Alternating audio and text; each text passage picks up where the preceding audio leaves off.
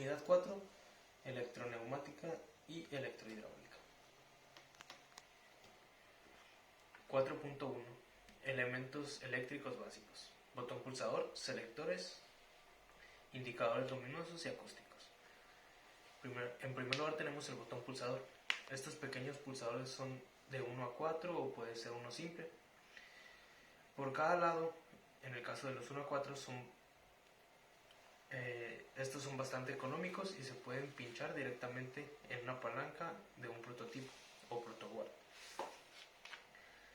Estos dispositivos tienen 4 patillas que pueden hacer pensar que hay 4 cables que son EN y AP, pero de hecho 2 de cada lado en realidad dentro están unidos, por lo que realmente es un pulsador que solamente 2 cables. Lo que hace un botón pulsador es simplemente unir 2 cables para permitir el paso de la corriente. Los selectores, tenemos los selectores tipo manecilla o palanca, que es básicamente lo mismo que un botón, solo que esta vez en vez de pulsar seleccionas mediante el movimiento de una palanca. Aquí tenemos los de manecilla tipo palanca, que vemos como hay diferentes, ya está con llave. Tenemos los selectores de 2 posiciones a 45 grados. Vemos que tenemos aquí las 2 posiciones a 45 grados cada una. Tenemos la posición 0, el selector donde movemos, y tenemos la posición 1, y del otro lado a 90 grados de esta, pero a 45 de la posición 0, tenemos la siguiente posición, y ahí se cumplen las 2 posiciones. Y por último tenemos los tipos llaves de 2 y 3 posiciones. Como vemos aquí, tenemos las posiciones 0, 1, 2 y 3. Aquí tenemos la manecilla y hacia acá es la posición 1, posición 2.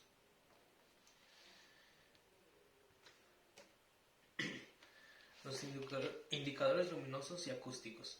Los luminosos son como lámparas piloto y se utilizan de diferentes formas, ya sea como indicativos para saber en qué parte del proceso estamos, si las variables controladas están en los valores adecuados, o si existe algún inconveniente en el sistema. Y aquí tenemos ejemplos de los indicadores lumínicos. Y ahora tenemos los indicadores acústicos. Cuando la situación en un proceso cambia, esta se reconoce mucho mejor mediante indicadores acústicos. Dependiendo de la versión, estos pueden emitir un tono continuo o por pulsos, retrocediendo rápidamente los cambios y actuando en consecuencias. Y aquí tenemos estos indicadores acústicos, estas imágenes, que lo que hacen su función es emitir un sonido. Ahora tenemos los sensores de contacto, limit switch y sensores de proximidad electrónicos, inductivos, capacitivos, ópticos, de presión nanométrica y de vacío. Los limit switch son sensores de contacto que muestran una señal eléctrica ante la presencia de un movimiento mecánico. Aquí podemos ver la estructura con el accionador, la cabeza, los bloques de contacto, los bloques de terminal, el cuerpo del interruptor y la base. Esto es para un enchufable y un no enchufable. La única diferencia es que tenemos los bloques de contactos terminales juntos. Los sensores inductivos en las máquinas o dispositivos frecuentemente se utilizan para detectar las partes móviles u objetos, así como contar piezas donde no es posible la utilización de fines de carrera convencionales, por no tener el peso, fuerza o dureza suficiente.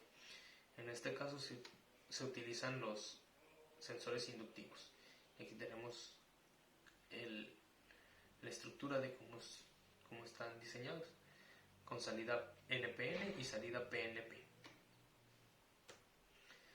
Ahora, el inductivo tiene las ventajas de de ver con el hecho de que los mismos detectan tipos de elementos metálicos a través de algunos materiales y pueden ver a través de unos materiales. Disponen de muchas configuraciones de instalación, además de tener una vida útil bastante larga.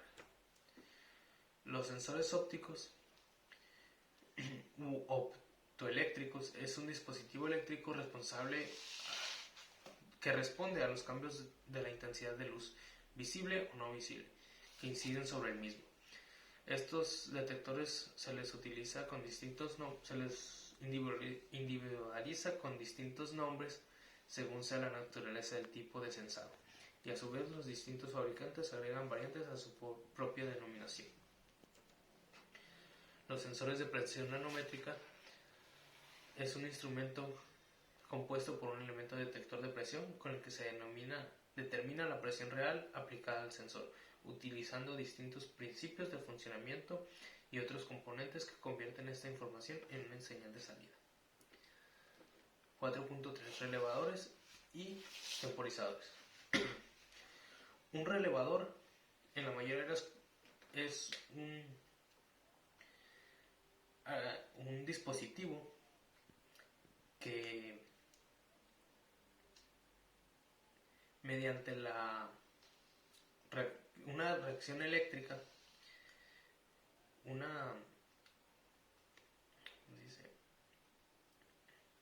intervención eléctrica, tiene una reacción mecánica.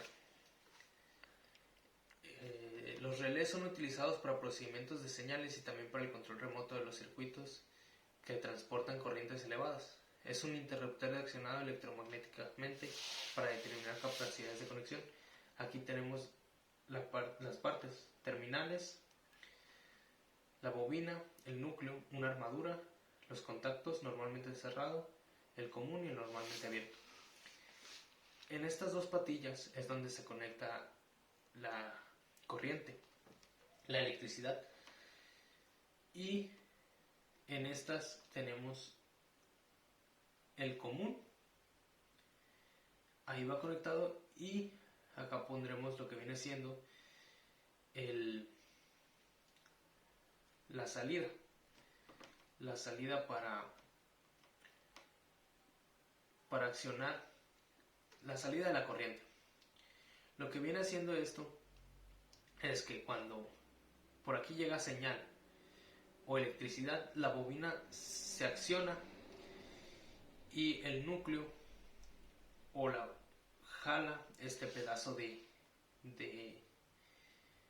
metal que tenemos aquí, y con este mecanismo que vemos aquí empuja el contacto común al normalmente cerrado, lo que hace que el flujo de corriente circule por aquí. Para conectar un relevador tenemos aquí que conectar la corriente, y en la otra terminal del dispositivo que queremos conectamos la tierra. Aquí cuando esté accionado, cuando no esté accionado, por aquí fluirá el paso de la corriente, y cuando esté accionado fluirá hacia este lado, separando aquí el interruptor, pasándolo hacia el otro lado. Ahora tenemos los temporizadores.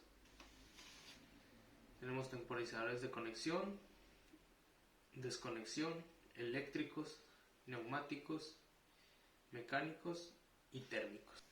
El temporizador a la conexión es un relé cuyo contacto de salida se conecta después de cierto retardo a partir del instante de conexión de bornes a su bobina, A1 y A2 a la red. El de desconexión es un relé cuya salida conecta instantáneamente al aplicar tensión de alimentación a los bornes A1 y A2 de la bobina.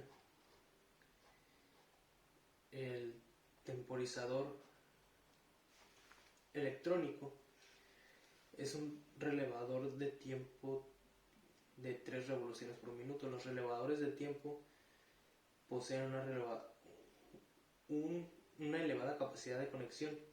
Son de 100 a 120 volts de corriente alterna y 24 de corriente directa.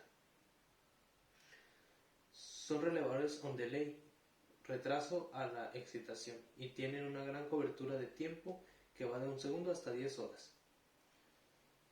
Estos relés de tiempo poseen potenciómetros. Un temporizador neumático es un relé con temporización neumática que consta esencialmente de 3 partes principales. Un temporizador neumático que comprende un filtro por donde penetra el aire comprimido, un vástago de latón en forma de cono, solidario con un tornillo de regulación para el paso de aire y un fuelle de goma y un resorte antagonista situado en el interior de este fuelle. Tenemos también el temporizador mecánico. Son los temporizadores que actúan por medio de un mecanismo de relojería accionado por un pequeño motor con embrague electromagnético. Y los térmicos, que actúan por el calentamiento de una lámina bimetálica, el tiempo que viene determinado por el curvado de la lámina. Ahora tenemos lo que vienen siendo las electroválvulas neumáticas e hidráulicas. De entrada, diafragma de presión, conducto de vacío de presión, solenoide y de salida.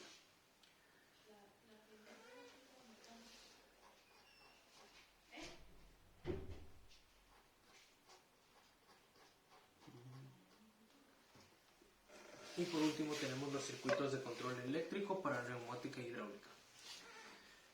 Aquí tenemos que los contactos de las electroválvulas neumáticas no están pensados para soportar el arco eléctrico y necesitan un interruptor externo. El mando y los actuadores están en la misma tensión. Aquí podemos observar el diagrama del circuito y el solenoide de la electroválvula neumática. Los contactos de las electroválvulas neumáticas no están pensados para soportar el arco eléctrico, se necesita también un interruptor externo. Y aquí tenemos los interruptores. El mando y los actuadores pueden estar a la misma tensión, pasan distintas intensidades por mando y válvula. Ahora tenemos los circuitos combinacionales, que esto ya lo hablamos en la presentación pasada, que la aplicación básica es el álgebra de Boole. Del álgebra de Boole son los circuitos combinacionales, y el procedimiento para un diseño es construir la tabla de estado, se forma la función booleana correspondiente, si se puede se simplifica y finalmente se dibuja el circuito simplificado correspondiente.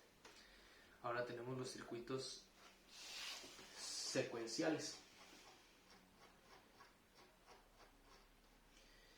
que a diferencia de los sistemas combinacionales, los valores de la salida en un momento dado no dependen exclusivamente de los valores de entrada en dicho momento, sino también depende del estado anterior o del estado interno.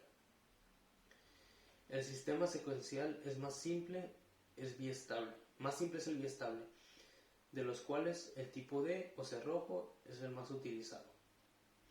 El sistema secuencial requiere de la utilización de un dispositivo de memoria que pueda almacenar la historia pasada de sus entradas, denominadas variables de estado, y le permite mantener su estado durante algún tiempo. Estos dispositivos de memoria pueden ser tan sencillos como un simple retardador o celdas de memoria tipo DRAM, SRAM2, o multivibradores biestables, también conocidos como flip-flop, entre otros.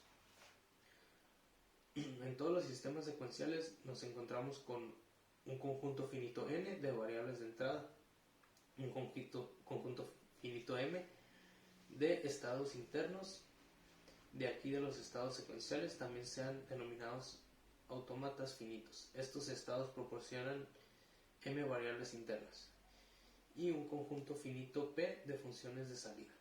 Dependiendo de cómo se obtenga la función de salida z, los sistemas secuenciales pueden tener dos estructuras, como las que se pueden observar en las siguientes figuras, denominadas máquinas de Moore y máquinas de Mille.